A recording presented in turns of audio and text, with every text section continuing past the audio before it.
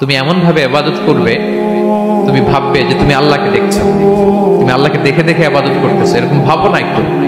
আর এটা ভাবতে যদি কষ্ট হয়, অন্তত এতটুকু তো ভাবো যে আল্লাহ তোমায় দেখছেন।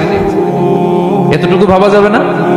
আমরা যখন নামাজ পড়ি, আমাদের প্রত্যেকটা সালাতের মুহূর্তে আমাদের এটা ভাবতে হবে যে আল্লাহ তাআলা কিন্তু আমাকে দেখছেন।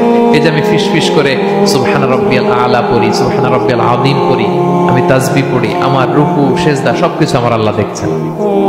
এই সেন্স, এই অনুভূতি যদি আপনার মধ্যে থাকে, এটাই হচ্ছে ইবাদতের ইহসান। আর ইবাদত ছাড়া আমাদের দৈনন্দিন কাজ, পারিবারিক কাজ, সামাজিক কাজ, এই সমস্ত কাজেও কিন্তু আল্লাহ তাআলা ইহসানকে আবশ্যক করেছেন। প্রিয় ভাই বোনেরা, অন্যের প্রতি অনুগ্রহ করাটাকে তিনি কি করেছেন? আবশ্যক করেছেন। একটা ছোট্ট হাদিস শুনি। হাদিসে রাসূল সাল্লাল্লাহু আলাইহি ওয়াসাল্লাম ইরশাদ করছেন যে ইন্নাল্লাহা তাবারাকা ওয়া তাআলা কাতাবাল ইহসানা আলা কুল্লি শাই।